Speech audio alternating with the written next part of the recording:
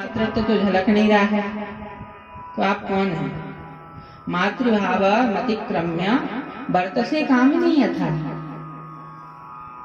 सेवा तो आप मातृभाव से कर रही हैं, लेकिन आपकी दृष्टि से और भाव से तो मातृत्व नहीं झलक रहा। इसका कारण क्या है? आप कौन हैं? तब रति कहती हैं, पूरा परिचय सुनाती हैं। भवान नारायण श्रुतः संवरेणा हृतो गृहात् अहं ते अधिकृता पत्नी रतिः कामो भवान प्रभो। देखिए, भवान नारायण सुतः, आप नारायण वासुदेव श्री कृष्ण के द्वारिकाधीश के पुत्र हो। और संवरेणा हृतो गृहात्, आप संवरासुर के घर में तो हुए हो, पले बड़े हो, लेकिन संवरासुर ही आपका सबसे बड़ा दुश्मन है। अहम ते अधिकृता पत्नी रति, मैं आपकी पत्नी, जन्म जन्मांतरों की पत्नी रति हूँ। और कामो भवान प्रभो, हे प्रभो आप साक्षात कामदेव हैं। इस प्रकार से समझा दिया, पूरा कहानी सुना दी, तो प्रद्युम्न समझ गए। और प्रद्युम्न जाकर के संवरासुर को ललकारने लगे। संवरासुर को ललकार करके पूरी सैन्य शक्ति के समेत संवरासुर का वध कर दिया और द्वारिका वापस लौट गए। रुक्मणी जी ने जैसे देखा तो रुक्मणी जी के आनंद का पारावार नहीं मिला। पुत्र गुमा था और आज जब मिला है तो बहुरानी के साथ ही में वापस आया है। रुक्मणी जी के आनंद का पारावार नहीं रहा।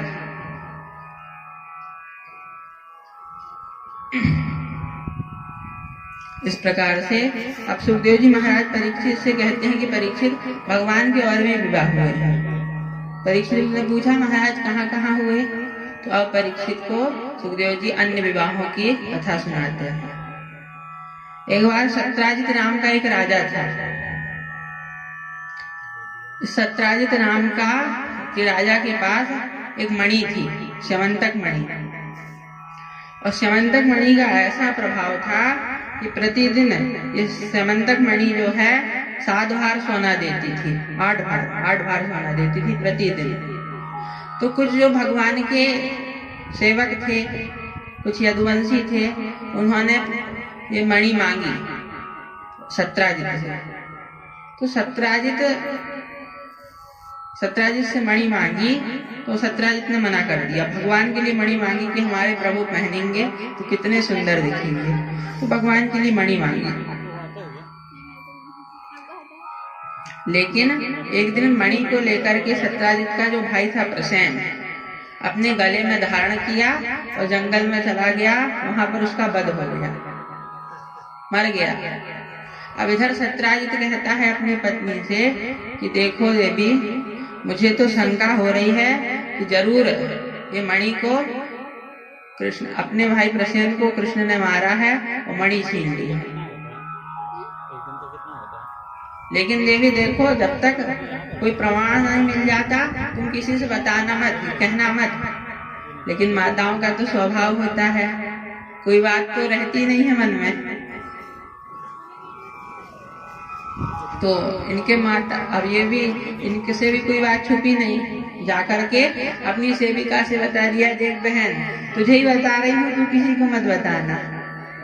लेकिन उसने दूसरे को बता दिया। ऐसे करने करने जपन जना, हाँ, धीरे धीरे कानों कानों बात फैल करके पूरे नगर में बात फैल गई। भगवान को पता चल गई, भगवान ने देखा, भगवान ने सुना, और सारी जनता कहने लगी देखो बचपन का चोर है, चोरी की आदत अभी तक नहीं गई।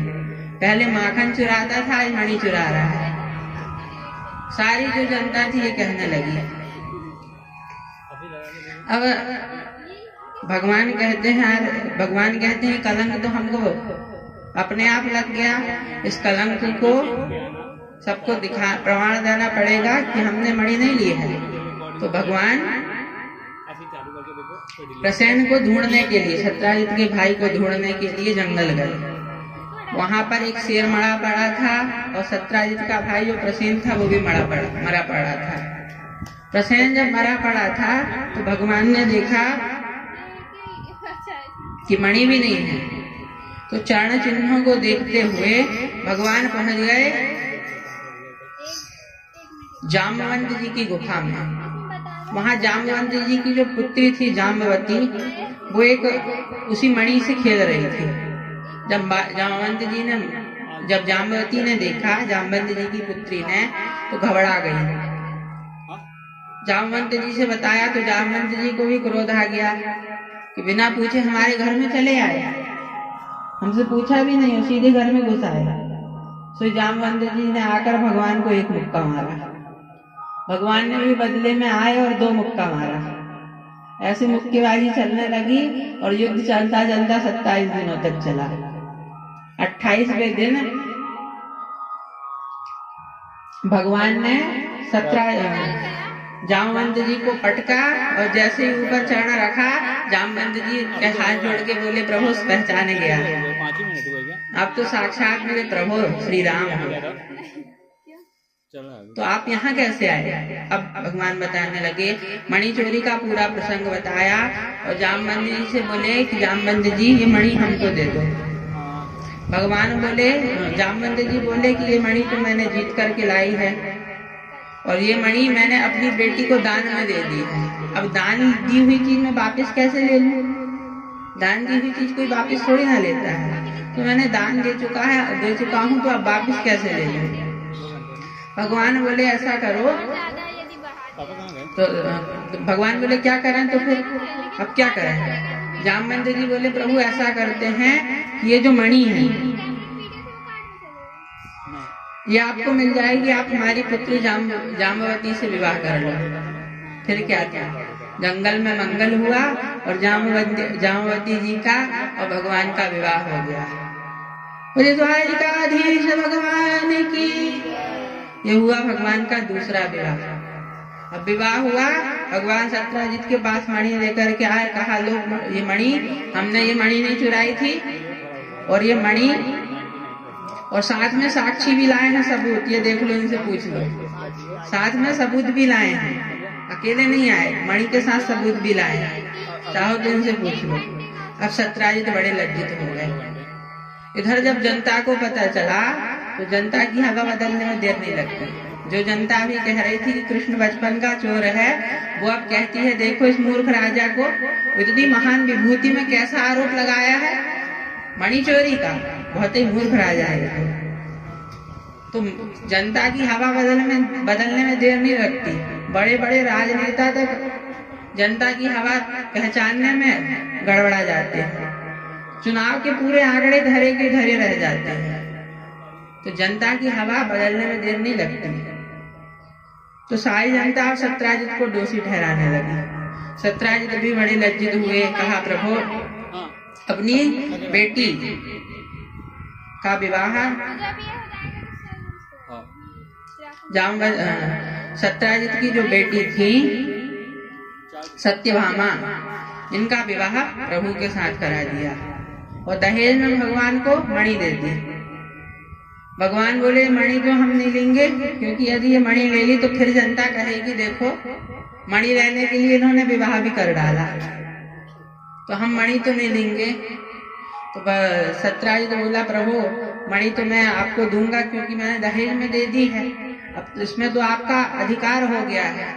भगवान बोले ऐसा करो कि इस मणि में अधिकार तो हमारा है, पर रखो तुम, और इससे जो प्रतिदिन 8 भार सोना निकलता है वो हमें भेज देना।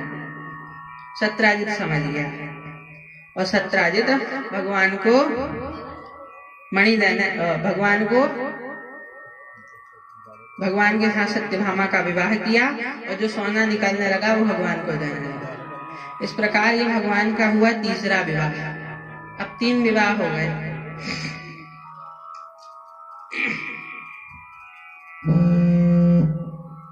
एक बार भगवान अपने प्रिय पांडवों से मिलने के लिए द्वारिकापुरी से दिल्ली पधारे। दिल्ली है इंद्रप्रस्थ, इंद्रप्रस्थ दिल्ली का पुराना नाम है।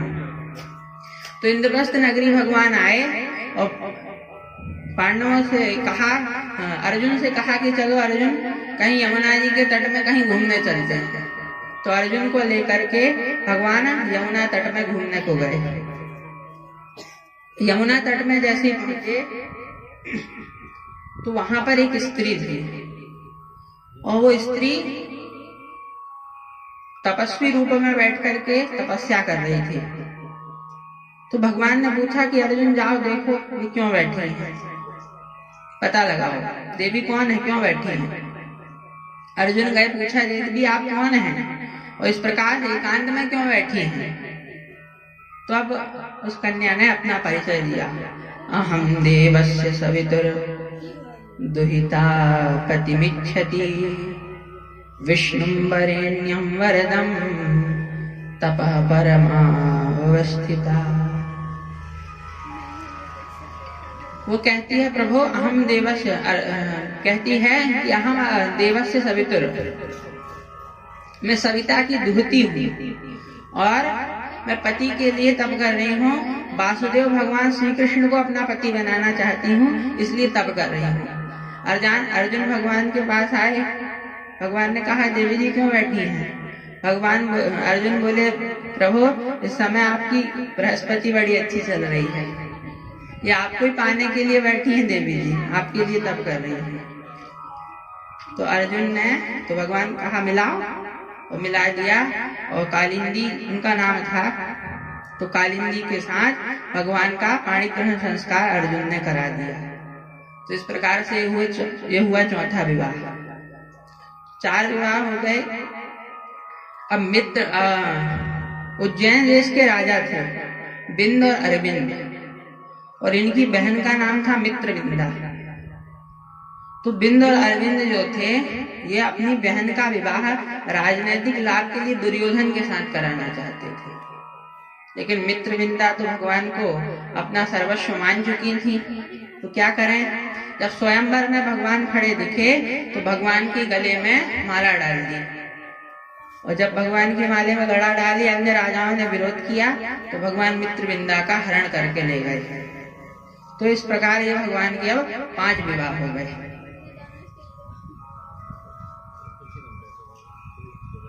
अब एक राजा थे जिनका नाम था, कौशल देश के राजा थे, इनका नाम था नग्नजित।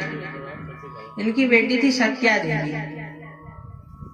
अब नग्नजित राजा ने एक शर्त रखी कि मेरे 7 बलिष्ठ बैल हैं, उन 7 बैलों को एक रस्सी में जो नाथ देगा उसका विवाह मैं अपनी बेटी से करूंगा। अब बड़े बड़े राजकुमार आए, बैलों ने सबको पटक दिया, सबको धूल चटा दी। अब भगवान आए, भगवान ने अपने 7 स्वरूप किए और 7 स्वरूप करके एक रस्सी से 7 बैलों को नाथ दिया।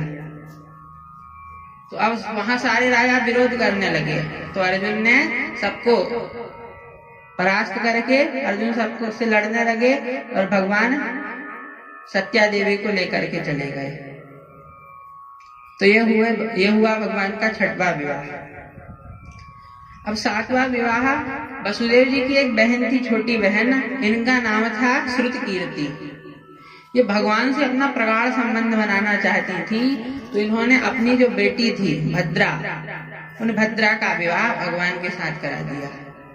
तो ये हुआ भगवान का 7वां विवाह। एक बार भगवान ने ऊपर चक्र में घूमती हुई मछली का भेदन प्रतिबिंब में उसके प्रतिबिंब देख करके किया।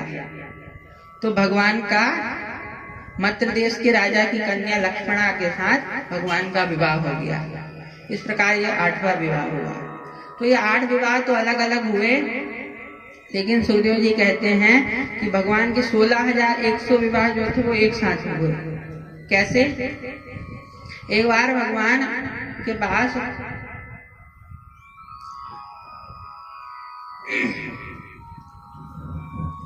अब एक बार प्राग ज्योतिषपुर का एक राजा था जिसका नाम था भौमासुर। इसका नाम था नरकासुर, पर भूमि पुत्र होने के कारण इसका नाम पड़ा भौमासुर। तो ये भौमासुर क्या करता था, इसने संकल्प किया 20,000 कन्याओं के साथ विवाह करने का। तो इसने क्या किया, जितने राजाओं को परास्त करता था उन सबके यहाँ जितनी राजकुमारी रहती थी सबको लाकर के जेल में पटक देता था। तो ऐसे कुल मिला के संख्या हो गई 16,100। जब 16,100 संख्या हो गई तो भगवान को पता चला, भगवान तुरंत गरुड़ में बैठे, सत्यभामा जी को लेकर के गरुड़ में बैठे और जाकर के सबसे पहले उसके यहाँ एक मुर नाम का दैत्य था। उस मुर नाम के दैत्य को 5 मुंह थे उसके, उस मुर नाम के दैत्य का प्रभु ने वध किया, इसलिए भगवान का नाम मुरारी हो गया। बोले मुरारी भगवान की। इस प्रकार से उस मुर दैत्य का भगवान ने वध किया। अंदर जाकर के सारी सैन्य शक्ति को, भौमासुर को सारी सैन्य शक्ति के साथ संहार कर दिया। भूदेवी प्रकट हो गई। भूदेवी ने प्रकट होकर के भगवान की स्तुति की और भगवान ने बंदी गृह में जो 16,100 जितनी कन्याएं थी, सब राजकन्याओं को बंधन से मुक्त किया। सब राजकन्या प्रसन्न हो गई और प्रभु से विनती करने लगी, प्रभु हम अब जाएंगे भी तो कहाँ? कोई राजकुमार तो हमसे विवाह करने वाला नहीं है, क्योंकि इतने दिन हम जेल में रहे, तो अब हमारा होगा क्या प्रभु? तो भगवान कहते हैं, देखो जिसके लिए सबके दरवाजे बंद हो गए, उसके लिए मेरा दरवाजा हमेशा खुला है। सब मेरी शरण में आ जाए। तो सारी जितनी 16,100 कन्याएं थी, ये सब भगवान, इन सब ने भगवान को समर्पित कर दिया अपने आप को। तो भगवान ने 16,100 कन्याओं के साथ एक साथ विवाह किया। इस प्रकार ये भगवान के 16,108 विवाह हुए। अब प्रत्येक रानी से 10-10 बेटे और एक बेटी हुई। इतना बड़ा भगवान का परिवार, 16,108 गुणित 11 माने 1,77,188। इतना बड़ा भगवान का परिवार था। तो इतना बड़ा भगवान का परिवार, कभी कोई रानी रूठ जाए तो भगवान मना ले। तो सब रानियां भगवान से रूठ जाती हैं, भगवान सबको मनाते हैं। लेकिन भगवान ने देखा कि ये रुक्मणी जी हमसे कभी नहीं रूठती, तो चलो आज इनको दिला के देखते हैं कोप, इनको कोप आता है कि नहीं। तो भगवान गए और एकदम गंभीर मुद्रा में जाकर के रुक्मणी जी के कक्ष में बैठ गए। एकदम गंभीर मुद्रा बना ली। भगवान की जब गंभीर मुद्रा देखी तो रुक्मणी जी को बड़ा आश्चर्य हुआ, क्योंकि भगवान तो कभी गंभीर मुद्रा में बैठते नहीं, हमेशा मुस्कुराते रहते हैं। तो जब गंभीर मुद्रा भगवान की देखी तो एकदम चौंक करके पूछा रुक्मणी जी ने कि प्रभु आज इस प्रकार गंभीरता से क्यों बैठे हो, गुमसुम से क्यों बैठे हो? तो भगवान कहते हैं एकदम से अचानक से कि देखो तुमने हमारे साथ विवाह ही क्यों किया? और रुक्मणी जी सोचती है, महाराज कैसी बात कर रहे हैं ये? विवाह के इतने वर्ष हो गए, 10 बेटों के पिता बन गए और आज कह रहे हैं कि हमसे विवाह क्यों किया? बड़ी आश्चर्यचकित हुई रुक्मणी जी। भगवान तिरछी निगाह से देख रहे हैं कि क्रोध आया कि नहीं, लेकिन रुक्मणी जी के चेहरे में कोई क्रोध नहीं। अब भगवान फिर कहने लगे कि देखो तुमने हमसे विवाह क्यों किया? ये हमारे माँ बाप का ठिकाना नहीं है, घराने का कोई ठिकाना नहीं है, माँ बाप का कोई ठिकाना नहीं है, खानदान का कोई अता पता नहीं है, और तुम इतनी बड़ी राजघराने की राजपुत्री और तुमने हमारे साथ विवाह कर लिया। तुम्हारा हमारा जोड़ा तो एकदम बनता नहीं है। कहाँ तुम राजघराने की और कहाँ हम खानदान का भी पता नहीं। अच्छा प्रभु, अब रुक्मणी जी एकदम आश्चर्य से देख रहे हैं, फिर भी क्रोध नहीं आया। तो भगवान फिर कहने लगे, देखो यह तुम कहो कि हम में गुण बहुत अच्छे हैं, तो हम में गुणों में भी कोई अच्छे नहीं है, गुण हम में है ही नहीं, माखन चोर है पर यही हमारा गुण है कि माखन चोरी कर करके खाते थे। अच्छा तुमने तो कहो कि हम बड़े पराक्रमी हैं, तो पराक्रमी भी नहीं है। दुनिया जानती है कि जब शत्रु प्रबल होता है तो हम रण छोड़ के भाग जाते हैं, ऐसे रण छोड़ हैं हम। और तुम कहो कि हमने तुम्हारी माता पिता के आज्ञा के अनुसार तुमसे विवाह किया है, तो वो भी नहीं, हमने तो तुम्हारा हरण किया है। अरे देवी, क्या कमी थी शिशुपाल में? चेदी देश का होने वाला राजा था, उसमें कमी क्या थी? उसको क्यों तुमने छोड़ दिया? अब तो रुक्मिणी जी एकदम आश्चर्य से देखने लगे। अब भगवान ने जब फिर देखा कि अभी भी क्रोधित नहीं हुई, तो भगवान और छेड़ने लगे। भगवान कहते हैं, देखो देवी, अभी भी समय है। और जैसे ये कहा कि अभी भी समय है, तो तुरंत रुक्मिणी जी मूर्छित होकर गिरने लगी। भगवान तुरंत चतुर्भुज रूप धारण करके रुक्मिणी जी को पकड़ने लगे। दो हाथ से रुक्मिणी जी को पकड़ा, एक हाथ से पंखे से हवा करने लगे, एक हाथ से पानी छिड़कने लगे। और जब रुक्मिणी जी को होश आया, तब भगवान ताली बजा के ठहाका मार के हंसने लगे। क्या रुक्मिणी, इतने विवाह के इतने वर्ष हो गए, हमने एक उपहास क्या कर दिया, तुम तो मूर्छित हो ही गिर पड़ी। देखो, गृहस्थ जीवन में सुबह शाम झंझट लगी रहती है, तो सुबह शाम की झंझट से बचने का एक ही उपाय है। वैसे तो गृहस्थ जीवन एक भी अच्छा नहीं है, बहुत सारे प्रपंच गृहस्थ जीवन में, लेकिन लाभ एक ही है गृहस्थ जीवन में कि जब मनुष्य थका हारा जब आता है और अपने हास्य परिहास से जब अपने घर में करता है, तो उसका थोड़ा मनोरंजन हो जाता है। तो ये बड़ा लाभ है गृहस्थ जीवन का। अयम ही परमो लाभो गृहेषु गृहमेदिनां यत्र यत्र रमैर्नीयते यामः प्रिययाभिरुभामिनी।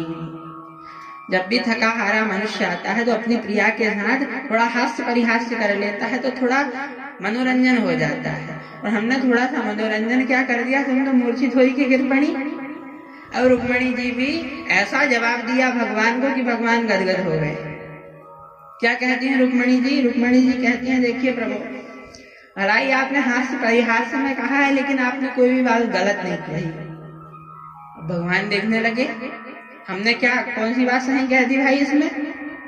तो रुक्मिणी जी कहती हैं, देखिए प्रभु, आपने कहा कि आपके माँ बाप का अता पता नहीं है, खानदान का ठिकाना नहीं है, तो सही तो कहा। बड़ी बड़ी श्रुतियां नेति नेति कह करके आपके गुणगान गाती हैं और इदमित्थम कह करके थक जाती हैं, लेकिन आपके गुणों को नहीं गा पाती, आपके स्वरूप को नहीं पहचान पाती। तो प्रभु, जब श्रुतियां आपके स्वरूप को ही नहीं पहचान पा रही हैं, तो आपके माता पिता का पता कहाँ से लगा लेंगे? तो एकदम आपने सही कहा कि आपके माता पिता का कोई ठिकाना ही नहीं है, क्योंकि श्रुतियां जब आपके स्वरूप को नहीं पहचान पा रही हैं, तो आपके माता पिता को कहाँ से पहचान लेंगे? और आपने कहा था कि गुण हम में कुछ है नहीं, तो इसलिए प्रभु आपको संत महात्मा निर्गुण कहते हैं। आप कह रहे थे कि आप रणछोड़ हैं, तो बिल्कुल आपने सही कहा।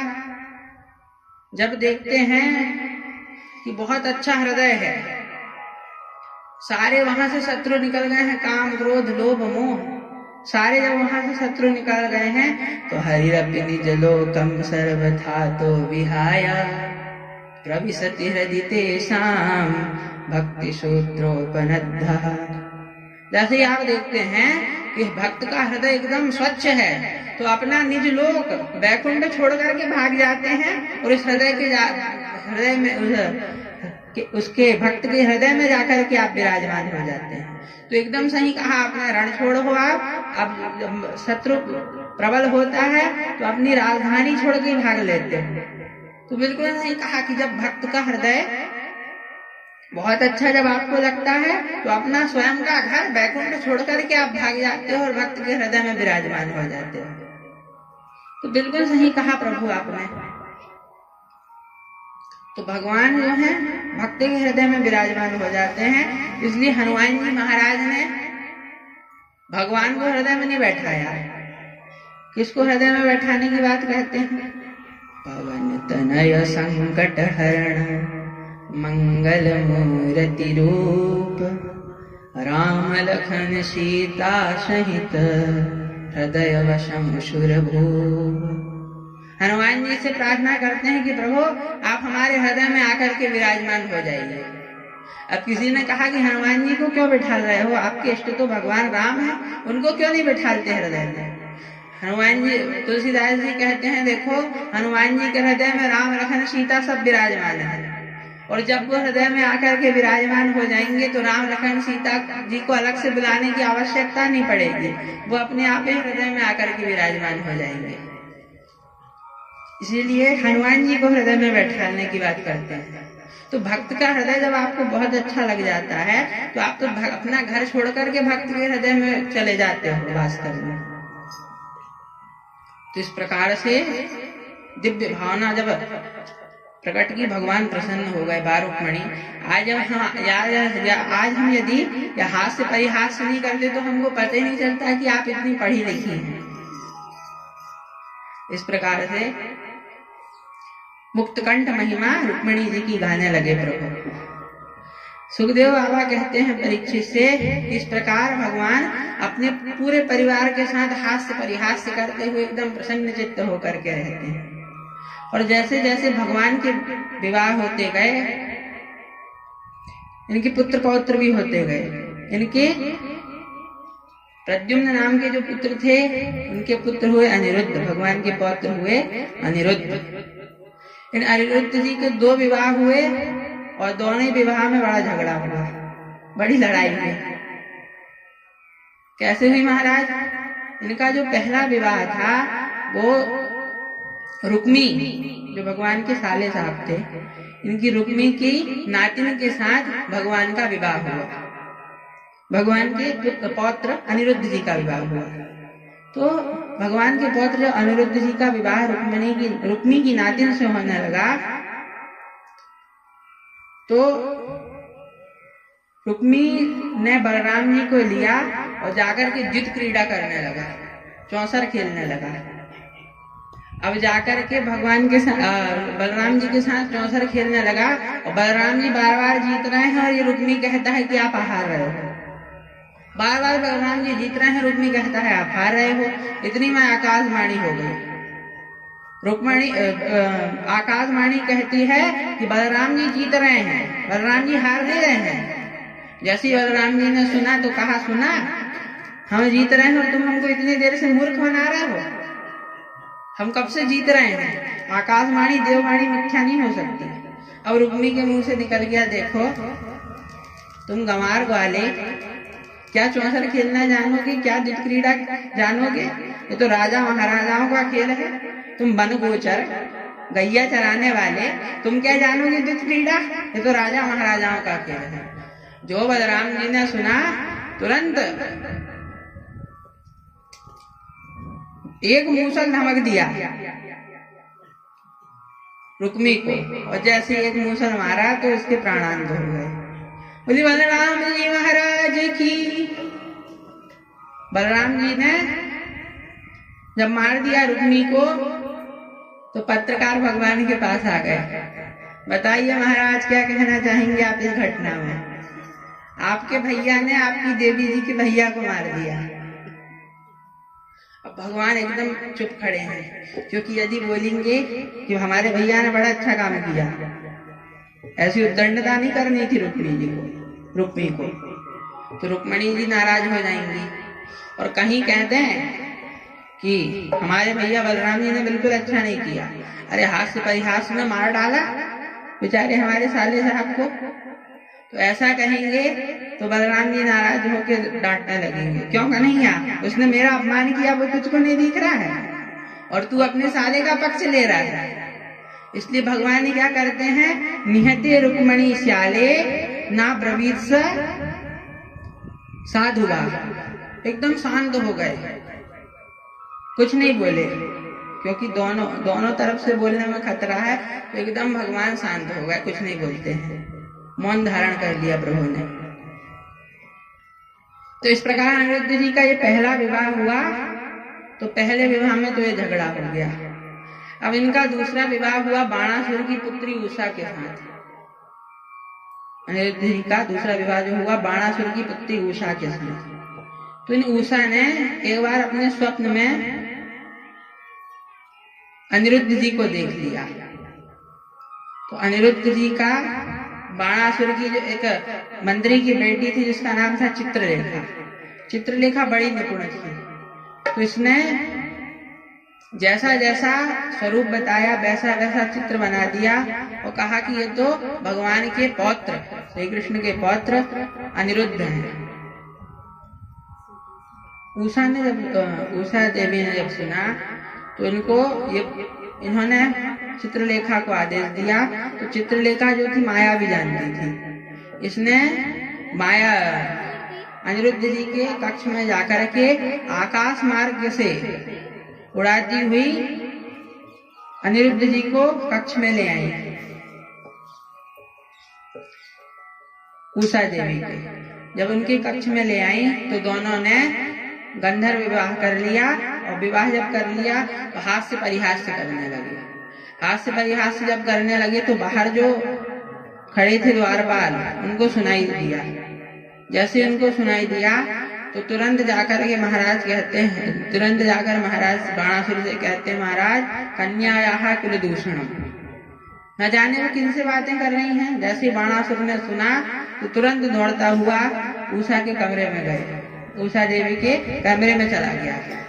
जैसे ही अनिरुद्ध जी को देखा तो अपने कैद खाने में अनिरुद्ध जी को डाल दिया।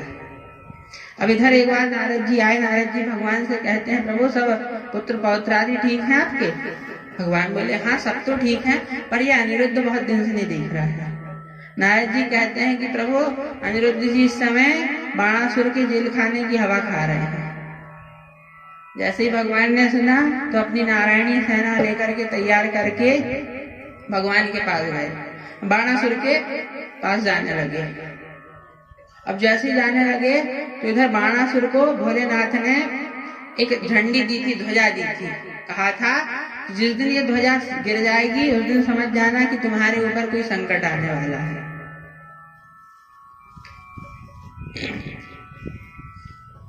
लेकिन जैसे ही भगवान ने चढ़ाई की तो इसका जो ध्वज था ये गिर गया। तो ये घबरा गया और घबरा के भोलेनाथ के पास जाके कहता है, प्रभु मेरी रक्षा कीजिए, ध्वजा आपने दिया था वो तो गिर गया है। भोलेनाथ बोले, चेला तू बिल्कुल चिंता मत कर, हम तेरे द्वार में खड़े हैं, तू जाकर के विश्राम कर। और भोलेनाथ बाणासुर के द्वार में आकर के त्रिशूल लेकर के खड़े हो गए। इधर भगवान आए, प्रणाम महादेव। भोलेनाथ कहते हैं, प्रणाम प्रभु, आप कैसे? भगवान बोले, आप कैसे? भगवान बोले, हम तो ये बाणासुर को दंड देने आए हैं, उसने हमारे पौत्र को बंदी बना लिया। तो भगवान ने पूछा, आप कैसे? तो भोलेनाथ कहते हैं, जिसको आप दंड देने आए हैं उसकी रक्षा के लिए हम खड़े हैं। तो भगवान ने कहा कि हम दंड दे देते हैं, उसको हट जाइए सामने से। भोलेनाथ बोले, नहीं, हम तो अपने चेला की रक्षा ही करने के लिए खड़े हैं। तो फिर दोनों के बीच में युद्ध छिड़ गया। युद्ध जब छिड़ गया, भयंकर दिव्यास्त्रों का दोनों प्रयोग करने लगे, भोलेनाथ भी और भगवान भी। जब दोनों दिव्यास्त्रों का प्रयास करने लगे और फिर अंत में भगवान ने अपना दिव्य वैष्णवास्त्र चला दिया। इधर भोलेनाथ ने भी अपना दिव्य पाशुपास्त्र चला दिया। दोनों ने अपना अपना अस्त्र चलाया। सारे ऋषि महात्मा हाथ जोड़ कर खड़े हो गए, प्रभु अभी प्रलय कराना चाहते हो क्या? ये दोनों अस्त्र बड़े जब टकराएंगे तो बड़ा अनिष्ट होगा, अभी प्रलय धरती में आ जाएगा, शांत कीजिए। तो भगवान ने और भोलेनाथ ने अपने अपने अस्त्र को शांत कर लिया। जब दोनों ने अपने अपने अस्त्र को शांत कर लिया तो अब दोनों ने अपने अपना ज्वर छोड़ा। तो भगवान ने अपना वैष्णव ज्वर छोड़ दिया और भोलेनाथ ने अपना माहेश्वर ज्वर छोड़ दिया। और माहेश्वर ज्वर को वैष्णव ज्वर ने परास्त कर दिया। तो माहेश्वर ज्वर ने 4 श्लोकों में भगवान की स्तुति की। इस प्रकार भगवान ने प्रसन्न होकर ज्वर को शाप मुक्त किया। फिर भगवान ने अपना जिह्वास्त्र जो था भोलेनाथ के ऊपर चला दिया। तो भोलेनाथ जमाइश लेते रह गए, चुटकी बजाते रह गए। इधर भगवान गए और बाणासुर को युद्ध में परास्त कर दिया। 1000 जो इसकी भुजाएं थी सब काटना प्रारंभ कर दी। जब 4 हाथ इसके बचे तो इसकी जो धाई माँ थी कोटरा देवी नग्न होकर के वहां पर नृत्य करने लगी। तो भगवान ने फिर अपना मुंह घुमा लिया। भोलेनाथ ने आकर के कहा, प्रभु अच्छा बुरा जैसा ही चेला तो मेरा है, अब इसको छोड़ दो। भगवान कहते हैं कि आपका चेला है तो मेरा भी तो कुछ लगेगा, आप बिल्कुल चिंता मत कीजिए। अब तो इसको मैंने अपना स्वरूप प्रदान कर दिया है, इसकी भी 4 भुजाएं कर दी। इस प्रकार से भगवान ने इस प्रकार से दूसरे युद्ध में अनिरुद्ध जी का जो दूसरा विवाह हुआ उसमें भी युद्ध हुआ। तो दोनों विवाह में भगवान के अनिरुद्ध जी के दोनों विवाह में इस प्रकार से युद्ध हुए। अब भगवान लौट करके द्वारिका में आ गए। एक बार भगवान ने अपने सारे परिकर को लेकर के खेलने गए। अब एक सारे परिकर को लेकर के एक बड़े सुंदर बगीचे में गए। वृंदावन बिहारी लाल की जय। बड़े सुंदर बगीचे में भगवान अपने सारे परिकर को लेकर के गए। तो सारे परिकर से कहा, अपने जितने बच्चे थे छोटे छोटे बच्चों से कहा कि बेटा तुम खेलो, हम यहाँ पर विश्राम कर रहे हैं। भगवान विश्राम करने लगे। तो जितने छोटे छोटे भगवान के पौत्र आदि थे सब खेलने लगे। खेलते खेलते क्या हुआ, अचानक इनकी गेंद एक कुएं में जाकर के गिर गई। कुएं में जैसे जाकर के देखा तो एक बहुत बड़ा गिरगिट बैठा था। उस गिरगिट को जब देखा तो भगवान के जितने पौत्र आदि थे सब भगवान के पास आए। भगवान के आस पास आकर के कहते हैं कि देखिए प्रभु वहां कितना बड़ा गिरगिट है, कितना बड़ा शरीर है उसका। भगवान जैसे जाकर के देखते हैं कि हाँ इतना बड़ा गिरगिट तो हमने भी नहीं देखा। और जैसे भगवान ने गिरगिट को स्पर्श किया तो दिव्य रूप धारण करके वो भगवान के सामने खड़ा हो गया और भगवान को अपना परिचय देने लगा। भगवान ने पूछा कौन हो तुम, तो ये अपना परिचय देता है। अब देखिए परिचय भी कैसा अकड़ के दे रहा है। नृगो नाम नरेन्द्रोऽहम् इक्ष्वाकुतनय प्रभो दानिष्वाख्या यमानेषु यदि ते कर्णमस्पृशम्। आपने मेरा नाम नहीं सुना? अरे जब भी दानियों की बात आती है तो प्रथम श्रेणी में मेरा ही नाम आता है। याद कीजिए प्रभु, आपने मेरा नाम जरूर सुना होगा। मैं इक्ष्वाकु का बेटा राजा नृग हूँ। अच्छा, तो तुम इतना दान देते थे तो फिर ये गिरगिट क्यों बने? भगवान नृग बोला कि देखिए महाराज, मैं ब्राह्मणों को बड़ा दान देता था, गाय बहुत दान दिया करता था। कोई तारे गिन ले आसमान के, लेकिन मैंने जितनी गाय दान किया हूँ वो कोई नहीं गिन सकता। भगवान बोले तो दुर्बल गाय देते होगे, बिना दूध देने वाली, इसलिए गिरगिट बन के घूम रहे हो। तो राजा नृग कहता है कि नहीं महाराज, गाय भी कैसा देता था, पयस्वनी तरुणी ही शील रूपा गुणोपपन्ना कपिला हेमश्रृंगी न्यायार्जिता रूप्यक्षुरा सवत्सा दुकुलमालाभरणाम। ऐसी में गाय देता था। कैसी? पयस्वनी, दूध देने वाली, तरुणी, एकदम तरुणी गाय में ब्राह्मण को दान देता था। शील, बड़ी शील स्वभाव की, बड़ी रूपवती, गुण संपन्न, कपिला, कपिला गाय, और हेमश्रृंगी, उसके सींगों को सोने से मड़वा करके, न्यायार्जिता रूप्यक्षुरा, उसके खुरों को चांदी से मड़वा करके, और सवत्सा गाय में ब्राह्मण को दान देता था। भगवान ने पूछा जब इतना अच्छा दान देते थे तो फिर यहाँ पे गिरगिट बन के क्यों घूम रहे हो भाई? राजा नृग कहता है कि प्रभु एक बार मैंने बड़ी सुंदर रूपवती गाय एक ब्राह्मण को दान दी। अब जब ब्राह्मण को दान दी तो ब्राह्मण की गौशाला से वो गाय भाग करके मेरी गौशाला में आकर के मिल गई। तो मैंने वही गाय दूसरे ब्राह्मण को दान दे दी। और वही गाय जब मैंने दूसरे ब्राह्मण को दान दे दी तो जब दोनों ब्राह्मण रास्ते में देखते हैं तो एक कहता है कि मेरी गाय है, दूसरा कहता है मेरी गाय है। दोनों अपनी अपनी गाय बताने लगे। तो दोनों मेरे पास आए और दोनों मेरे पास आकर के कहते हैं कि देखिए महाराज आपने मुझे गाय दी थी। दूसरा भी कहता है देखिए महाराज आपने मुझे गाय दी थी।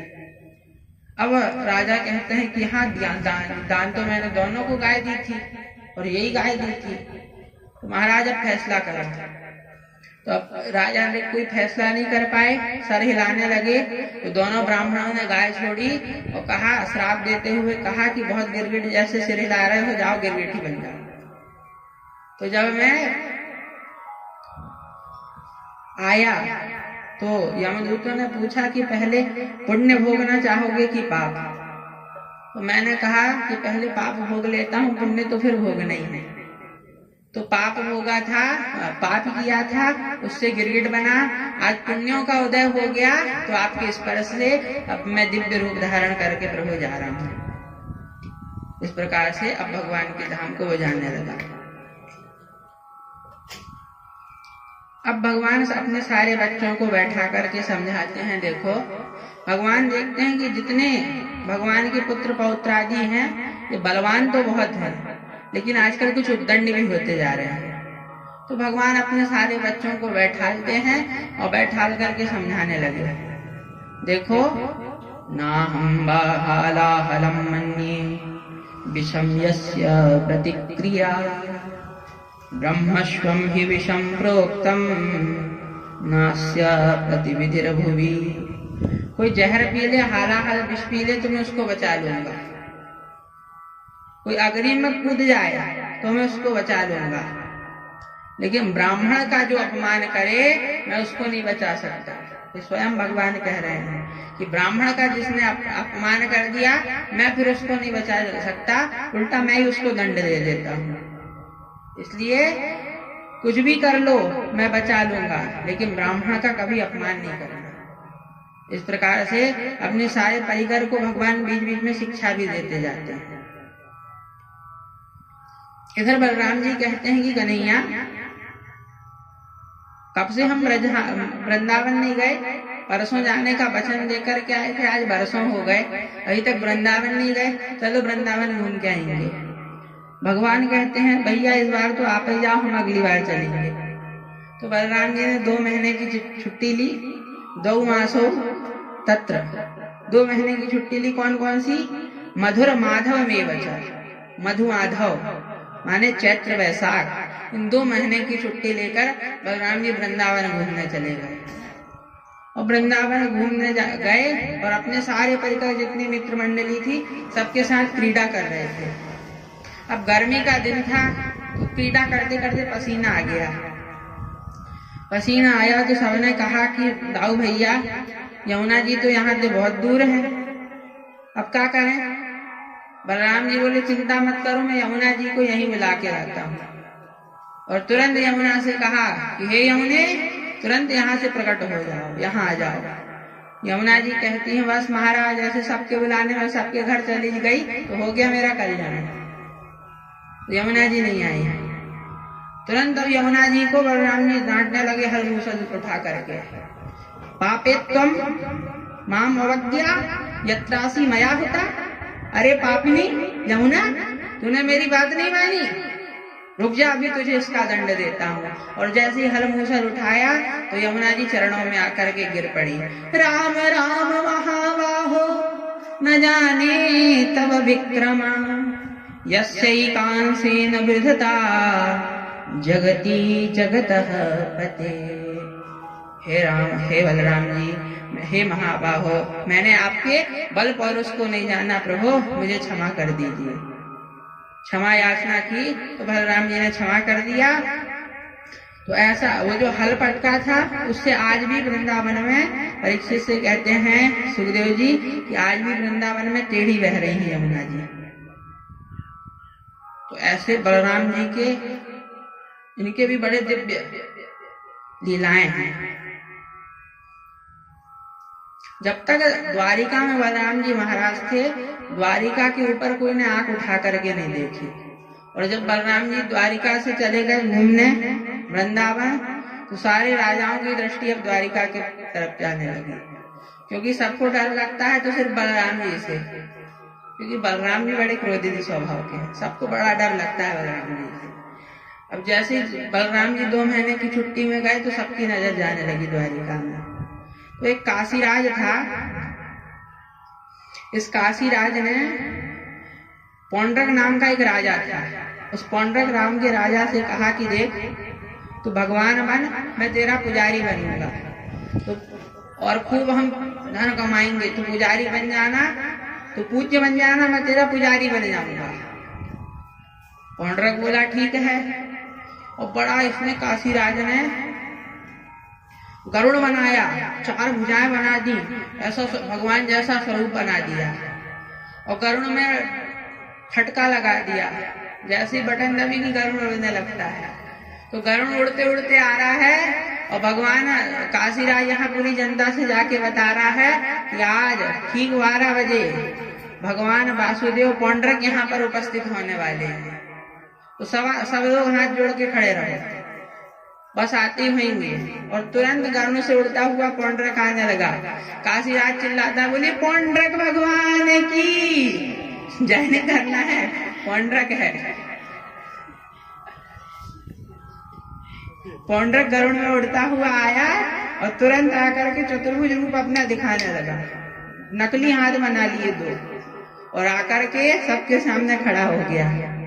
सब बड़ी बड़ी दंडवत करने लगे, ले जाकर के पौंड्रक को बिठा दिया।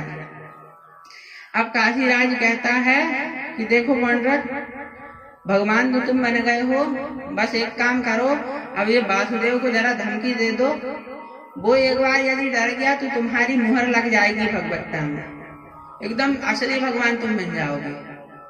तो एक धमकी भरा पत्र भेजो। तो इधर धमकी भरा पत्र एक दूत के हाथ से पौंड्रक ने भेज दिया भगवान को। इधर पौंड्रक का दूत आया, और दूत आकर के पत्र दे दिया उद्धव जी को। उद्धव जी ने जैसे ही पत्र पढ़ा तो खूब ठाका मार के हंसे। अब जैसे ही भगवान ने पूछा कि भैया क्यों हंस रहे हो, इसमें कौन सी बात लिखी है? उद्धव जी महाराज कहते हैं कि प्रभु इसमें लिखा है कि बोरिया बिस्तर बांध दो और यहाँ से खिसक लो, क्योंकि आप नकली हो। अब वासुदेव पौंड्रक जो है, जो असली भगवान है, वो अब प्रकट हुए हैं धरती में, इसलिए अपना यहाँ से बिस्तर बोरिया बिस्तर बांध दो और यहाँ से भाग लो। जब भगवान ने सुना तो भगवान भी खूब ठहाका मार के हंसने लगे। सारी भगवान की धर्मा सभा सारी अट्टहास करके हंसने लगी। अब भगवान दूसरे कहते हैं कि भैया अपने भगवान से जाकर के कहना कि वो यहाँ आने का कष्ट ना करें, उनका दर्शन करने के लिए हम कल स्वयं वहां पर आएंगे। दूत जाकर के पौंड्रक से कहता है कि महाराज, उन्होंने कहा कि वो स्वयं आपका दर्शन करने के लिए कल यहाँ आ रहे हैं। जैसे पौंड्रक ने सुना तो घबरा गया। काशीराज से कहता है क्यों रे, तो कह रहा था कि वो डर के भाग जाएगा, वो तो यहीं आ रहा है। काशीराज बोला देख, भगवान बनना है तो थोड़ी बहुत रिस्क तो लेनी पड़ेगी। अब ये जितने मूर्ख और संग हैं दूसरों के बजाने से बचते हैं। तो काशीराज कहता है देख, भगवान बनना है तो थोड़ी बहुत रिस्क लेनी पड़ेगी। तो एक काम कर, अपना जैसे आएगा तो अपना चमत्कार दिखाने लग जाना। इधर भगवान आए, तुरंत इसने एक बटन दबाई और गरुड़ में उड़ने लगा। एक बटन दबाई तो सुदर्शन चक्र हाथ में नाचने लगा। भगवान देख देख के प्रसन्न हो रहे हैं। देखो उद्धव, कितना चिंतन इसने किया होगा मेरा स्वरूप बनाते हुए। तो भगवान ने इसका वध किया और अपनी स्वारूप्य मुक्ति इसे प्रदान कर दी, क्योंकि बहुत चिंतन करके इसने भगवान का स्वरूप बनाया है। तो अपनी स्वारूप्य मुक्ति सुदर्शन चक्र से पौंड्रक का वध किया और अपनी स्वारूप्य मुक्ति पौंड्रक को प्रदान कर दी। काशीराज का भी सिर काट करके काशी में फिकवा दिया। अब काशीराज के वध का समाचार जब उसके पुत्र सुदक्षिणा को मिला तो उसने अभिचार विधि से दक्षिणाग्नि की आराधना की और उस आराधना से कृत्या को प्रकट किया और कहा जाओ जाकर के द्वारिका को नष्ट करके आ जाओ, भस्म कर दो द्वारिका को। भगवान ने अपना सुदर्शन चक्र से उस प्रत्या को भस्म किया। उस दर्शन को आज्ञा दी कि जाकर पूरी काशी को विध्वंस करके आ जाओ। सुदर्शन चक्र गया और सारी काशीपुरी को भस्म करके आ गया। ऐसे भगवान के अधूर पराक्रम ऐसे भगवान का अद्भुत पराक्रम है। इस प्रकार सुखदेव जी परीक्षित को सारी कथा सुना रहे हैं। परीक्षित बोले, महाराज प्रभु कृष्ण कथा के बीच बीच में थोड़े बलराम जी के भी चरित्र सुना दीजिए। तो अब बलराम जी के चरित्र को सुखदेव जी सुनाने लगे। एक बार द्विद नाम का एक वानर था। इस द्विद नाम के वानर ने बलदाऊ जी का वरुण कलश फोड़ दिया। तो दाऊ जी ने अपने हर मूसल के द्वारा उस द्विद वानर का भी संहार कर दिया। एक बार दुर्योधन की जो बेटी थी लक्ष्मणा, इस लक्ष्मणा का स्वयंवर हो रहा था। तो उस स्वयंवर में भगवान के जो जाम्बवती, भगवान और जाम्बवती के जो पुत्र थे, जाम्बवती नंदन सांब, तो जाम्बवती नंदन सांब ने दुर्योधन की जो पुत्री थी लक्ष्मणा, उसका हरण करके ले जाने लगे। तो दुर्योधन ने दोनों को लिया और जेल में बंद कर दिया। बलराम जी को पता चला तो बलराम जी तुरंत गए, और जैसे ही बलराम जी गए तो बलराम जी का चेला है दुर्योधन, क्योंकि गदा युद्ध बलराम जी ने सिखाई है दुर्योधन को। तो दुर्योधन अपने सारे भाइयों के साथ आया और बलराम जी का स्वागत करने लगा। जैसे ही बलराम जी का स्वागत करने लगा तो बलराम जी कहते हैं कि क्यों तुमने हमारे पौत्र को, सांब को क्यों बंदी बनाया है? तो दुर्योधन कहता है, महाराज उसने हमारी पुत्री का हरण करने का दुस्साहस किया है, इसलिए हमने उसको बंदी बनाया है। बलराम जी बोले कि यदि उसने हरण कर भी लिया तो उसमें कमी कौन सी है? हमारा सांब भी तो कितना सुंदर है, उसने यदि हरण कर भी लिया तो तुमको क्या दिक्कत है? अब तो दुर्योधन की आंखें लाल हो गई। कहता है, गुरुजी आप भी अपनी औकात में रहिए। पैरों की जूती आज सर में चढ़ने का प्रयास कर रही है। अब बलराम जी के सामने कोई इतना बोल दे और जिंदा बच जाए, तुरंत हरमूसल निकाल करके जो पटका और कहते हैं, ये दुर्योधन तूने अपने गुरुदेव की सदैव कृपा देखी है, आज अपना कोप तुझे दिखाता हूँ। और ऐसा कहकर के जो हरमूसल पटका तो सारी हस्तिनापुरी गंगा जी में गेंद की तरह डूब गई, गेंद की तरह डगमगा गई सारी हस्तिनापुरी। सब आकर के गिड़गिड़ा के दुर्योधन के सारे भाई और दुर्योधन सब आकर के गिड़गिड़ाने लगे, सब प्रार्थना करने लगे बलराम जी से, राम राम अखिलाधार प्रभावम न विदामते, मूढ़ानाम नः कुबुद्धीनाम छन्तुमर्हस्य तिक्रमम्। हे बलराम जी, हमने आपके प्रभाव को जाना नहीं भली भांति, इसलिए आपके बल पराक्रम को हम मूढ़ों ने, हम बुद्धियों ने आपके बल पराक्रम को नहीं जाना, आप हमें क्षमा करें। तो तुरंत बलराम जी का कोप शांत हो गया। बलराम सुखदेव जी कहते हैं, परीक्षित ऐसा बलराम जी का पराक्रम है। एक बार नारद जी ने सोचा कि मैं भी तो देखूं चल के कि 16,108 रानियों के साथ हमारे प्रभु रहते कैसे हैं। तो नारद जी देखने चले गए। तो नारद जी जब रुक्मिणी जी के कक्ष में गए तो वहां भगवान हास्य परिहास्य कर रहे थे। सत्यभामा जी के कक्ष में गए तो भगवान भोजन कर रहे थे। जितनी रानियों के कक्ष में जा रहे हैं सब जगह भगवान अलग अलग क्रिया करते दिख रहे हैं। अब चक्कर में पड़ गए नारद जी महाराज, भगवान के पास आते कहते हैं, प्रभु ये कैसी लीला है? भगवान बोले, देखो बेटा नारद, तो हमारी लीला से तो तुम्हारे 4 सर वाले पिताजी भी चक्कर खा जाते हैं। हमारा भजन करो जाओ।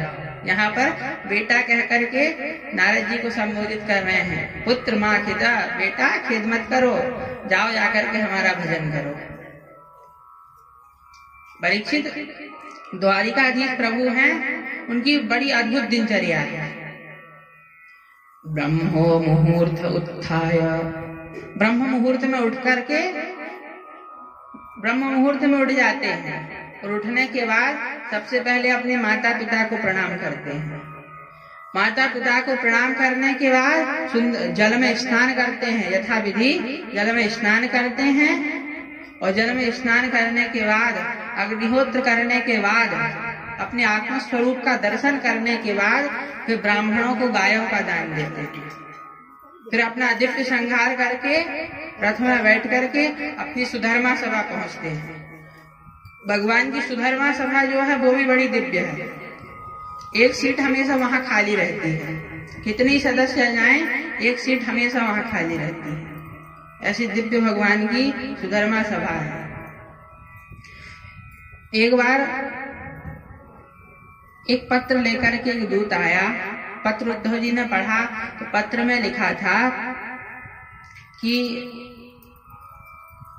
जो जरासंध के यहाँ 20,800 राजा जो कैदी बने थे, उन्होंने भगवान को पत्र लिखा था, भगवान से कहा था कि प्रभु हमको मुक्ति दिलाइए।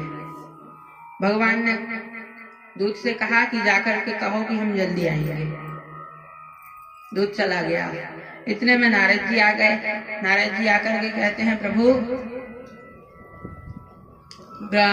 जो पांडव हैं वो रासु यज्ञ करना चाहते हैं। तो भगवान ने कहा कि जाकर के कहो कि हम जल्दी आएंगे। दोनों को कह दिया। उद्धव जी से पूछते हैं कि दोनों को हमने कह दिया कि जल्दी आएंगे, अब पहले कहाँ जाएं? तो उद्धव जी बोलते हैं कि पहले तो आप पांडवों के यहाँ जाइए, और पांडवों के यहाँ तो यज्ञ जब तक रासु यज्ञ तब तक नहीं कर पाएंगे जब तक जरासंध को नहीं हरा देते। तो आप पहले पांडवों के यहाँ जाइए। भगवान पांडवों के यहाँ गए। कुछ दिनों तक पांडवों के यहाँ रह करके अर्जुन से खांडव वन का दहन कराया और खांडव अग्नि को तृप्त किया। अब भगवान से युधिष्ठिर जी कहते हैं, प्रभु रासु यज्ञ करना चाहते हैं, सारे राजा तो कुछ नहीं कह रहे, पर जरासंध एकमात्र ऐसा राजा है जो हमारा विरोध कर रहा है। तो भगवान कहते हैं कि युधिष्ठिर जी आप बिल्कुल चिंता मत कीजिए, हम जाते हैं उसको परास्त करने। और भीम और अर्जुन को लेकर के भगवान जरासंध के पास गए, ब्राह्मण का रूप धारण करके। ब्राह्मण का रूप इसलिए धारण किया कि जो जरासंध था 17 बार भगवान से हारा था और 18वीं बार ये जीत गया था, क्योंकि 18वीं बार ब्राह्मणों को बैठा करके आया था। तो इसको ब्राह्मणों के प्रति बहुत भक्ति हो गई। तो ब्राह्मणों की बहुत आराधना करने लगा, बहुत ब्राह्मणों को मानने लगा। जो भी ब्राह्मण आता है खूब ये दान देता है, जो मांगते हैं ब्राह्मण वो देता है। तो भगवान भी ब्राह्मण का स्वरूप बना करके गए। जब इसने देखा, शक्ल सूरत जब देखी, आवाज देखी और कंधे पर कलाइयों पर धनुष की प्रत्यंचा के जब चिन्ह देखे तो समझ गया कि ये ब्राह्मण नहीं है। फिर भी कहता है कि मांगो क्या चाहते हो। क्षत्रिय है समझ गया, फिर भी कहता है क्या मांगना चाहते हैं मांगिए। भगवान बोले, देखो आप यदि कुछ देना नहीं चाहते हो तो हमको तो ये दो कि हम आपसे मल्ल युद्ध करना चाहते हैं। ये भीमसेन है, ये अर्जुन है और मैं श्री कृष्ण हूं, आपका पुराना शत्रु। अच्छा देखो कृष्ण, तुम तो भगोड़े हो, रणछोड़ हो, तुमसे मैं क्या युद्ध करूंगा। और ये अर्जुन ये तो 1.5 हड्डी का है, मेरी बराबरी का नहीं है, इससे मैं क्या युद्ध करूंगा। हाँ ये भीम है, अच्छा हट्टा कट्टा, ये मेरे लायक का है, इससे मैं युद्ध करूंगा। और तुरंत एक गदा खुद ने ली, एक गदा भीम को दी और बड़ा भारी मल्ल युद्ध दोनों का चलने लगा।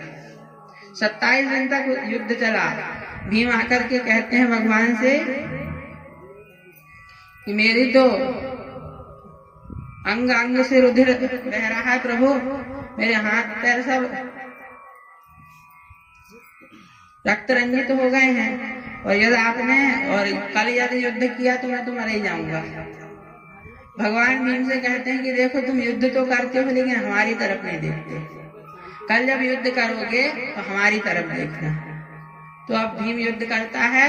भगवान एक तिनका उठाते हैं, उसको बीच से फाड़ते हैं और विपरीत दिशा में फेंक देते हैं। भीम समझ गया, भीम ने जरासंध को बीच से फाड़ा और विपरीत दिशा में फेंक दिया। इस प्रकार जरासंध का भीम ने प्राणांत किया। जरासंध मर गया। तो भगवान ने जरासंध का जो पुत्र था सहदेव, इस सहदेव को राजा बना करके इसका सिंहासन में इसका राज तिलक कर दिया। भगवान ने राजा बना दिया सहदेव को। इधर सारे जो 20,800 जो राजा बंदी बने थे, इन सबको भगवान ने छोड़ा। तो सारे राजा जो थे भगवान की आकर के स्तुति करने लगे। सारे राजा जब भगवान की आकर की स्तुति करने लगे, सबके सब दुर्बल थे, स्तुति करने लगे, महाराज नमस्ते देव देवेश प्रपन्नार्ति हराभ्यय प्रपक्त्रान पाहिनः कृष्ण निर्विण्णान् घोर संस्कृते।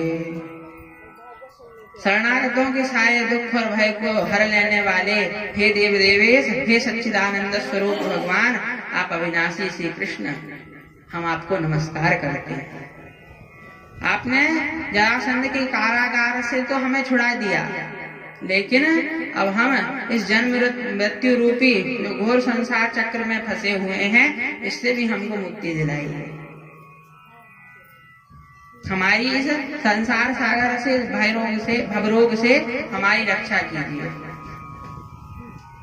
कृष्णाय वासुदेवाय हरये परमात्मने प्रणतः क्लेशनाशाय गोविंदाय नमो नमः। प्रणत जनों का क्लेश दूर करने वाले हे भगवान श्री कृष्ण, हमारी रक्षा कीजिए। अब देखिए, ये जो मंत्र है ये भागवत का संकट मोचन मंत्र कहलाता है। बड़ा दिव्य श्लोक है। कोई भी विपदा आए, कोई भी संकट आए तो इस मंत्र का जाप कर लेना चाहिए।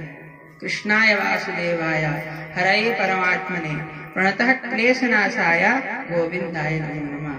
प्रणत जनों का पालन करने वाले हे कृष्ण, हे वासुदेव, हे हरि, आप हम सब आपको प्रणाम करते हैं। सुखदेव जी कहते हैं, राजन, इस प्रकार पांडवों का राजसूय यज्ञ प्रारंभ हुआ। अब पांडवों के राजसूय यज्ञ में भगवान ने सबको कोई ना कोई काम सौंप दिया। दुर्योधन को कोषाध्यक्ष बना दिया। अब सब सोच रहे हैं कि दुर्योधन तो इतना बड़ा शत्रु पांडवों का है, भगवान ने कोषाध्यक्ष बना दिया। तो पांडव तो कुछ नहीं बोले, क्योंकि भगवान को कभी पांडव नहीं टोकते थे। पांडव तो जो भगवान करते थे वो करने देते थे। पांडवों ने कुछ नहीं कहा। किसी ने पूछा, महाराज कि दुर्योधन को क्यों आपने कोषाध्यक्ष बना दिया? भगवान कहते हैं कि दुर्योधन के हाथ में एक ऐसी रेखा है कि जिस कोष का कोषाध्यक्ष बन के बैठ जाए वो कोष कभी खाली नहीं होगा। ऐसी हस्त रेखा दुर्योधन के हाथ में है, इसलिए उसको मैंने कोषाध्यक्ष बनाया है। तो कोषाध्यक्ष दुर्योधन को बना दिया। अब दान देने के लिए किसको रखें? तो दान देने के लिए ऐसा व्यक्ति रखना चाहिए जो परम उदार हो। तो दान देने के लिए कर्ण को नियुक्त किया कि आप दान देंगे ब्राह्मणों को। तो दान देने के लिए कर्ण को नियुक्त किया। अब दान देने के लिए जब कर्ण को नियुक्त कर दिया, सबको काम सौंप दिया, सबको काम सौंप रहे हैं। भगवान पांडव बोले, प्रभु और कुछ काम रह गया है? बोले हाँ, अब एक काम रह गया है, वो काम हम स्वयं करेंगे। कौन सा? बोले जितने ब्राह्मण, जितने संत आएंगे उन सबका पाद प्रक्षालन स्वयं हम करेंगे। तो ये काम स्वयं भगवान ने ले लिया। तो जितने संत आए, जितने ब्राह्मण आए, सबका भगवान पाद प्रक्षालन करने लगे। तो ऐसे भगवान देखिए जगत पिता हैं, लेकिन स्वयं को कौन सा काम सौंप रहे हैं? स्वयं के लिए कौन सा काम बचा के रखा? संत महात्माओं के पाद प्रक्षालन का। तो जितने संत महात्मा आए सबका भगवान ने पाद प्रक्षालन किया। अब वहां पे एक समस्या खड़ी हो गई कि प्रथम पूजा किसकी की जाए। तो जो सहदेव थे, जरासंध का जो पुत्र था सहदेव, इसने भगवान का नाम लिया कि भगवान की सबसे पहले अग्र पूजा होनी चाहिए, सबसे पहले प्रथम पूजन भगवान की होनी चाहिए। भीष्म पितामह ने भी खड़े होकर के समर्थन कर दिया सहदेव की बात का। तो जब सब सहदेव की बात का समर्थन कर दिया, इधर जब शिशुपाल बैठा था, शिशुपाल ने देखा कि इनके कारण मुझे मैं विवाह करने गया था, इनके कारण मुझे अकेला आना पड़ा, इसके कारण मेरा विवाह रुक गया। तुरंत खड़ा होकर के भगवान को गालियां देने लगा। कहता है कि ये सहदेव, ये बच्चा है अभी, इसकी बात में लगकर इनकी पूजा करने लगे प्रथम पूज, और ये भीष्म, ये बुढ़े हो गए हैं, इनकी बुद्धि बिगड़ गई है, इनकी बात में लग के भगवान पहले कृष्ण की पूजा करने लगे। और कहता कहता भगवान को 100 गाली देने लगा। 100 गाली हो गई, भगवान ने सावधान किया, जब भी नहीं माना, और जैसी 101 भी गाली हुई तो भगवान ने तुरंत अपने सुदर्शन चक्र से इसका सिरोच्छेदन कर दिया, सर काट दिया। इसका जब सर काट दिया तो इससे एक तेज निकला, तो भगवान के चरणों में आकर के समाहित हो गया। इसी राजसूय यज्ञ में जो दुर्योधन था, जल को थल समझ बैठा, थल को जल समझ बैठा, तो पानी में जाकर के गिर गया, और जहाँ पानी में गिरा तो सब हंसी उड़ाने लगे। भीम जी ने थोड़ा ज्यादा हंस दिया, उसको क्रोध आ गया कि जैसे इन्होंने मेरा अपमान किया है, जैसे मेरी हंसी उड़ाई है, एक दिन मैं भी इनका अपमान करूंगा। तो पांडवों से युद्ध क्रीड़ा में सारा धन छीन करके, राज्य छीन करके द्रौपदी का अपमान किया। भगवान ने द्रौपदी की रक्षा की, और ब्राह्मणों को, पांडवों को पूरा राज्य छीन करके वन में भेज दिया। वन से जब पांडव आए, बड़ा भीषण महाभारत युद्ध हुआ। भगवान की कृपा से महाभारत युद्ध में पांडवों की विजय हुई। इस प्रकार भगवान सारी पृथ्वी का भार दूर करते जा रहे हैं, दैत्यों को मारते जा रहे हैं। इस प्रकार भार दूर करते करते अब इस प्रकार भगवान की दिव्य लीलाएं हैं परीक्षित। हरि अनंत, हरि कथा अनंत, जितनी कह दी जाए कभी भगवान की कथा समाप्त नहीं होती। तो अब परीक्षित, तुम्हारे मन में कोई जिज्ञासा हो तो पूछो। तो अब परीक्षित बोले, महाराज, जितने भी हमने अभी तक भगवान के चरित्र कहे हैं, आपने चरित्र कहे हैं, हमने सुना है, उन समस्त चरित्रों में बार बार भगवान को दीन बंधु कहा गया है। तो आज तक भगवान ने ऐसा कोई दीन बंधुता पूर्ण कोई कार्य आज तक किया है? परीक्षित, तो ऐसा कोई उदाहरण है, ऐसा कोई प्रसंग आता है? तो सुखदेव जी कहते हैं हाँ। अब सुखदेव जी महाराज सुदामा चरित्र सुनाने लगे।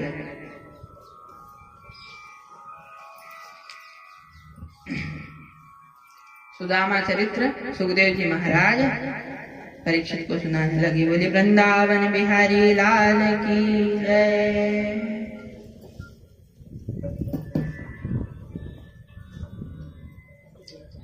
कृष्णस्यासीत् सखा कश्चिद् ब्राह्मणो ब्रह्मवित्तमः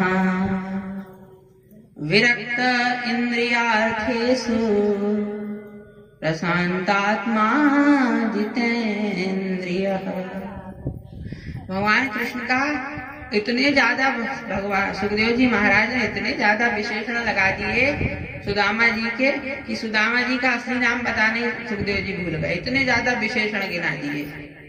कृष्ण स्यासी सखा कश्चित्, भगवान की एक सखा थे सुदामा, और इनकी विशेषता क्या थी? ब्राह्मणो ब्रह्मवित्तम। ब्रह्मवित्तम नहीं कहा, ब्रह्मवेत्ता नहीं कहा, दोनों लगा दिए। ब्राह्मणो ब्रह्मवित्तम,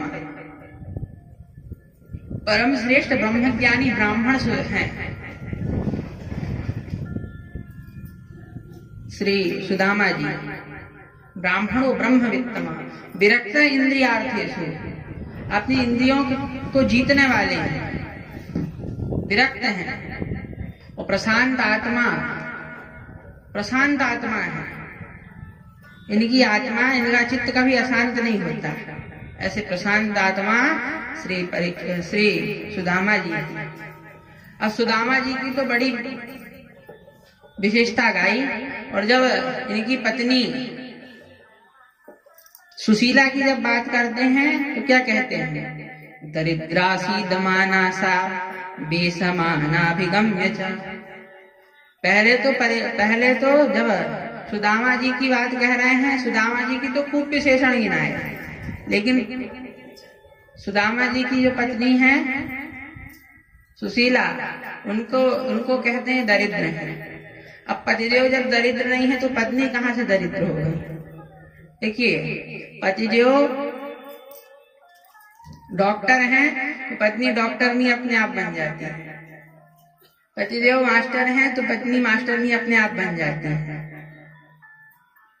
पतिदेव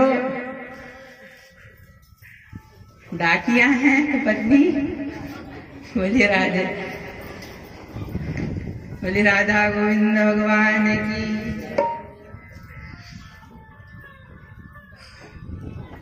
तो पतिदेव जो है पत्नी अपने आप बन जाती है। लेकिन सुखदेव जी ने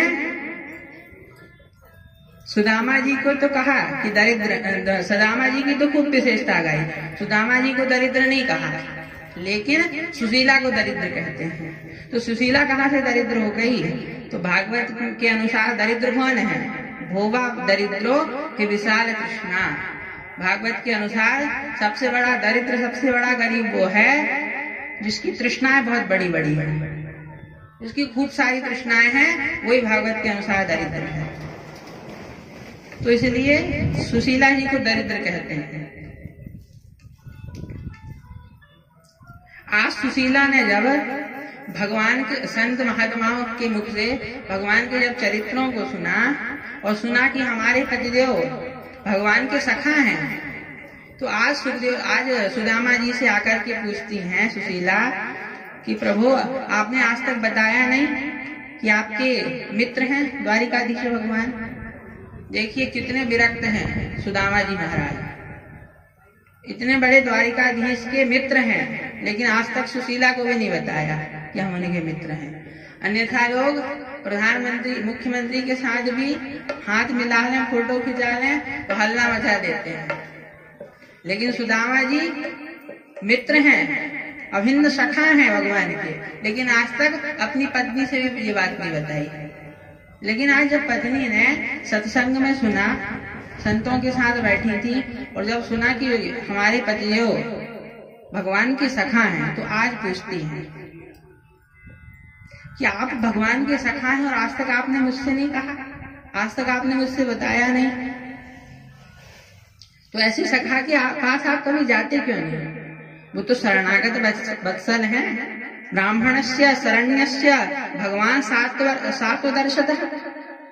भगवान तो ब्राह्मणस्य शरण्यस्य अनन्य ब्राह्मण भक्त हैं, ब्राह्मणों को शरणागत वत्सल हैं, अनन्य ब्राह्मण भक्त हैं। तो ऐसे ब्राह्मण भक्त, ऐसे शरणागत वत्सल के पास आप क्यों नहीं जाते?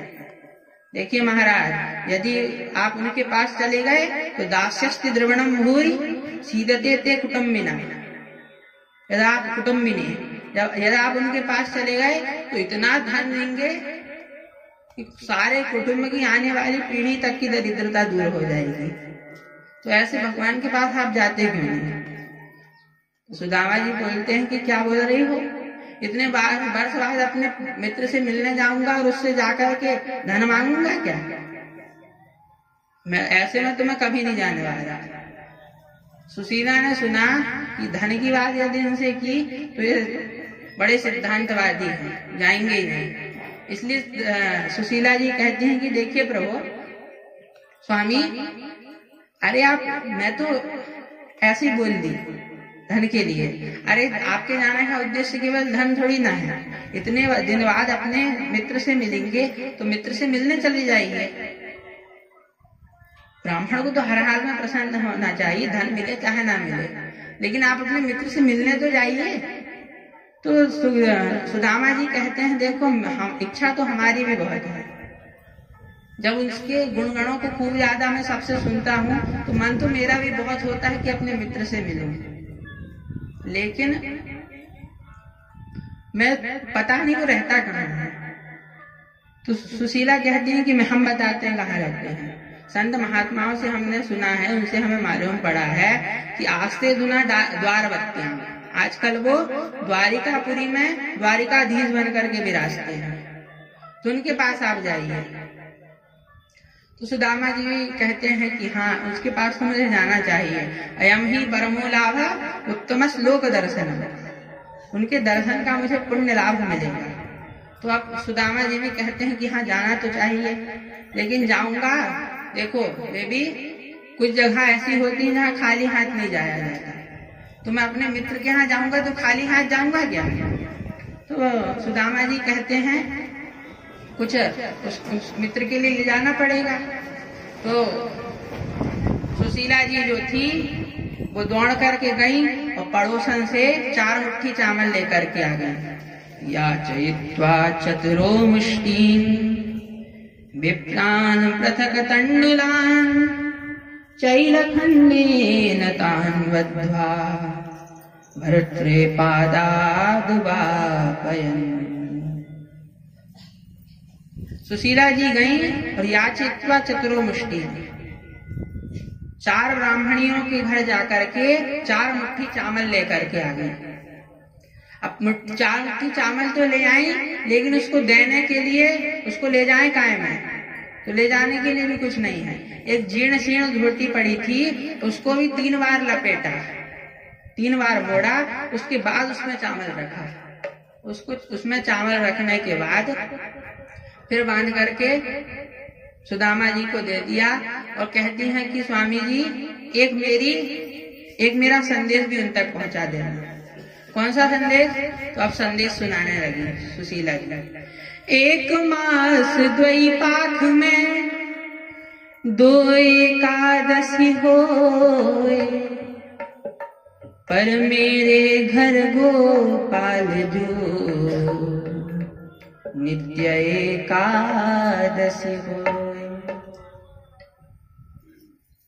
देखिए महाराज, जो आपके भक्त हैं, वैष्णव हैं, उन आपका व्रत रहते हैं तो 1 महीने में 2 बार एकादशी का व्रत रहते हैं, लेकिन प्रभु मेरे घर में तो हर दिन एकादशी बन रही है, हर दिन मेरे यहाँ एकादशी का व्रत हो रहा है। मेरे बच्चे जब कहते हैं, मेरे पुत्र, कि माता जी भोजन खाना है, तो मैं उनको कह देती हूँ बेटा आज एकादशी का व्रत है, तो एकादशी कह करके टाल देती हूँ। तो प्रभु मेरे घर द्वादशी का भोग है। तो इस प्रकार से संदेश लेकर के सुदामा जी को भिजवा दिया। सुदामा जी जाने लगे। और भगवान की तो प्रतिज्ञा, भगवान का तो स्वभाव है, संकल्प है, जो तू आवे 1 पग मैं आऊं पग 60। सुदामा जी थोड़े आगे जाने लगे। भगवान का तो संकल्प है कि तू मेरे लिए 1 कदम आएगा, मैं तेरा स्वागत करने के लिए 60 कदम आऊंगा। बोले वृंदावन बिहारी लाल की जय। तो सुदामा जी आगे बढ़े। एक वृक्ष के नीचे, जब बहुत दूर चले गए तो एक थकान हुई, तो एक वृक्ष के नीचे जाकर के लेट गए, विश्राम करने लगे। भगवान ने देखा कि थोड़ी तो इनकी मदद करो। तो भगवान ने क्या किया कि जहाँ वो वृक्ष में सोए हुए थे, सोते सोते ला करके भगवान ने द्वारिकापुरी में ला करके सुदामा जी को छोड़ दिया। तो सोते सोते द्वारिकापुरी सुदामा जी आ गया और उठ के जैसे देखा तो बड़े बड़े महल दिखने लगे। तो महल देख कर तो एकदम मोहचक्के रह गए सुदामा जी कि इतने बड़े महल कहाँ से आ गए। तो एक द्वारिका में किसी से पूछा कि भैया यहाँ से द्वारिका कहाँ से जाते हैं, द्वारिका जाने का मार्ग कौन सा है? तो वो बोला देखिए महाराज, द्वारिका में तो आप खड़े हैं और पूछ रहे हैं द्वारिका कहाँ से जाते हैं। द्वारिका में आप यहाँ खड़े ही इस समय, ये द्वारिका ही है। अच्छा ये द्वारिका है, तो यहाँ में हमारे कन्हैया कहाँ मिलेगो? तो सुदामा जी से कहते हैं कि देखो ये कन्हैया कौन है, आज तक तो हमने नाम नहीं सुना। सुदामा जी कहते हैं कि ये तो हमारे बचपन को नाम है, बाकी असली नाम तो श्री कृष्णचंद्र है। जैसे सुना तो चट पड़ा, वो व्यक्ति ने जैसे सुना तो एकदम उछट पड़ा। वो यहाँ तो इतने बड़े महापुरुष का नाम आप ऐसे ले रहे हैं एकदम श्री कृष्णचंद्र। जानते हैं उनके नाम को लेने के पहले कितने संबोधन लगाने पड़ते हैं?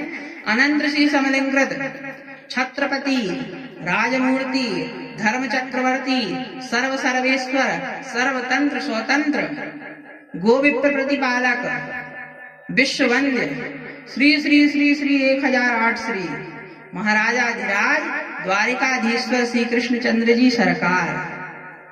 इतना उनका इतना लंबा नाम है।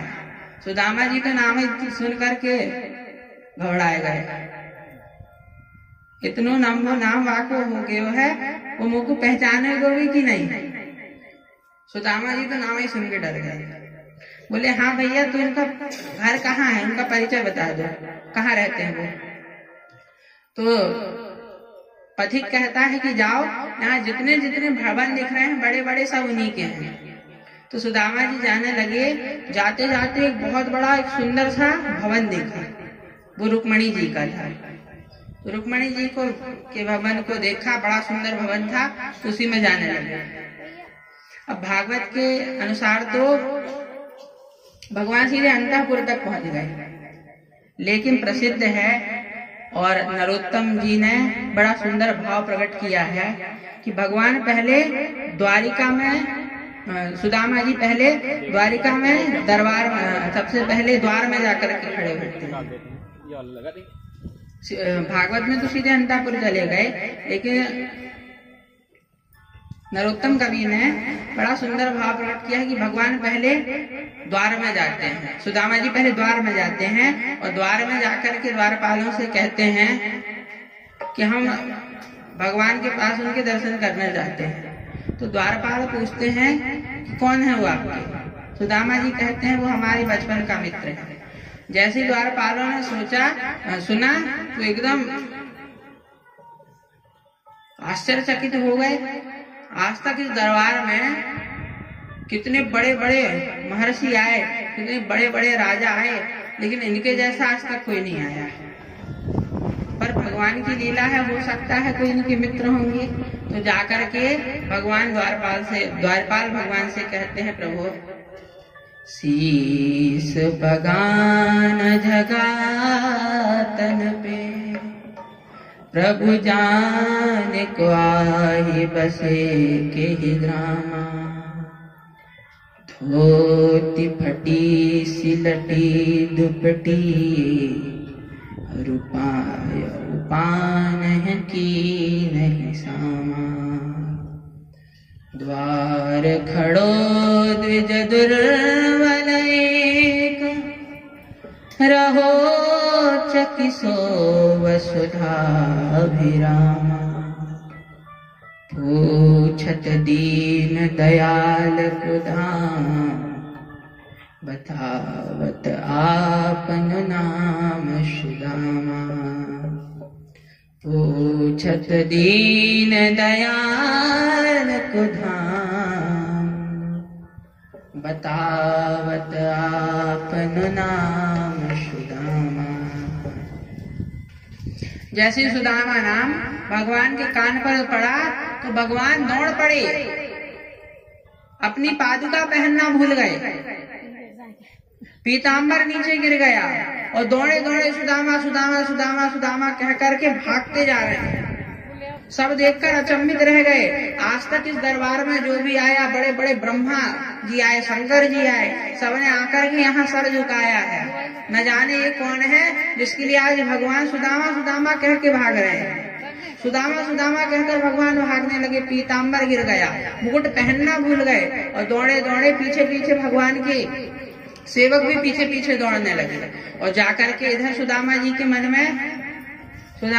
में सोच रहे हैं, इतनो बड़ो राजा हो गयो है, आएगो तो मुझको पहचाने को भी कि नहीं, कहीं मुझको भूल तो नहीं गयो होगो।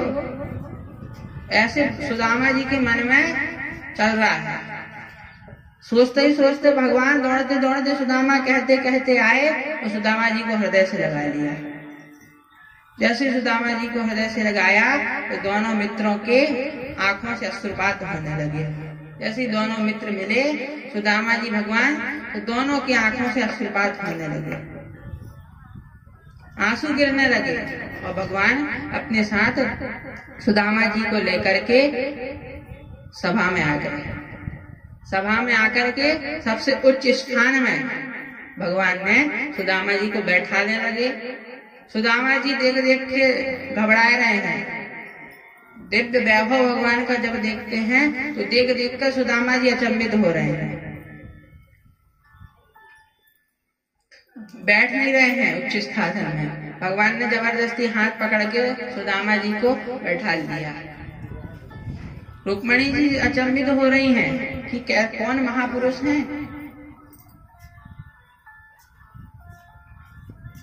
रुक्मणी जी के जब नेत्रों को देखा भगवान ने तो रुक्मणी जी को भगवान समझ गए। रुक्मणी जी से कहा कि जाओ जाकर के जल लाओ, हम इन महापुरुष के चरण धोएंगे, इन महापुरुष के चरणों का प्रक्षालन करेंगे, जाओ जाकर के जल लाओ। जब सुना रुक्मणी जी ने तो दौड़ती हुई, इतनी सेविका है रुक्मणी जी मन में सोचती जा रही हैं कि इतने सेवक हैं, आज तक जो भी आया सब कुछ सेवकों से कहते हैं, ये जरूर कोई ना कोई दिव्य महापुरुष हैं, इसलिए आकर के कह रहे हैं कि खुद जाओ। तो स्वयं रुक्मणी जी को आदेश देते हैं और इधर भगवान तलवे साफ करने लगे। अपने पीताम्बर से सुदामा जी के तलवे साफ करने लगे और जब तलवे साफ करने लगे तो ढेर सारे कांटे सुदामा जी के चरणों में लगे हुए हैं।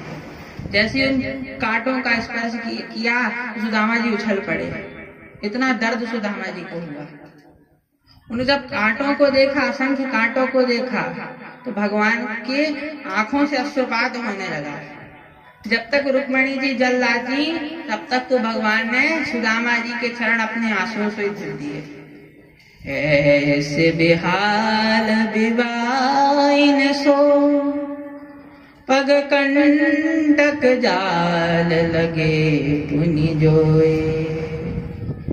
हाय महादुख पायो सखा तुम आए ते न किते दिन कोए।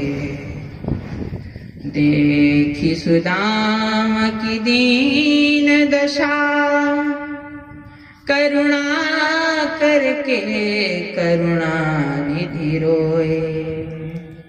पानी परात को हाथ छू नहीं नैन के जल सो पग धोए। जब ऐसी स्थिति देखी, असंख्य कांटे चरणों पे लगे हुए हैं सुदामा जी के, उन कंटकों को जब देखा तो भगवान देवकी रुक्मणी जी जब तक जल ला पाती तब तक तो अपने अश्रुओं से भगवान ने सुदामा जी के चरणों को धुल लिया। अपने अश्रुओं से जब सुदामा जी के चरण धोने लगे, एक बार पहले भी जब जटायु घायल हुए तब भगवान ने रोए नहीं। दुख तो बहुत हुआ लेकिन रोते नहीं है। क्यों? क्योंकि तलवार लगी है। उस तलवारों में जब खारा पानी लग जाए तो बड़ी जलन होती है, तो इसलिए भगवान अपने आंसुओं को रोक रहे हैं। लेकिन आज सुदामा जी के चरणों में कंटकों को देखा, असंख्य कंटकों को देखा, तो भगवान अपने चरणों से अपने आंसुओं से सुदामा जी के चरण धोने लगे कि खारा जल है, कुनकुना भी है। जब सुदामा जी के चरणों में जाएगा तो सुदामा जी को बड़ा आराम मिलेगा। इसलिए आंसू बहा करके चरण धुलने लगे। प्रीत्यो विमुंचन बिंदून नेत्राभ्याम पुष्करेक्षण अपने कमल नयनों से ऐसा भगवान ने जल निकाला, उन जल से ही सुदामा जी के चरण धुल दिए। इस अवधूत ने देखिए ऐसा कौन सा पुण्य किया था। सारा जगत जिन जगदीश्वर की चरण रज रहना चाहता है, उन चरण रज को भगवान जो फपोले पड़ गए हैं सुदामा जी के पैरों में, और उन पैरों में जो रज घुस गई है, उन चरण फपोलों में जो रेत के कण घुस गए हैं, धीरे धीरे उन कणों को भगवान अपने पीताम्बर से साफ कर रहे हैं। तो बताइए कौन सा पुण्य इन अवधूत ने किया है कि सारा जगत जिनकी चरण रज चाहता है, आज स्वयं वो जगदीश्वर भगवान उन सुदामा जी की चरण रज साफ कर रहे हैं। सब सुदामा जी की सौभाग्य की सराहना करने लगे। सिंहासन में चिपके हुए बैठे हैं सुदामा जी। प्रभु सुदामा जी के मनोभाव जान गए। सुदामा जी सिंहासन पर संकोच स्वभाव से बैठे हैं। स्वभाव के सखा को प्रभु हाथ पकड़कर, तो भगवान ने सुदामा जी का हाथ पकड़ा और हाथ पकड़कर तुरंत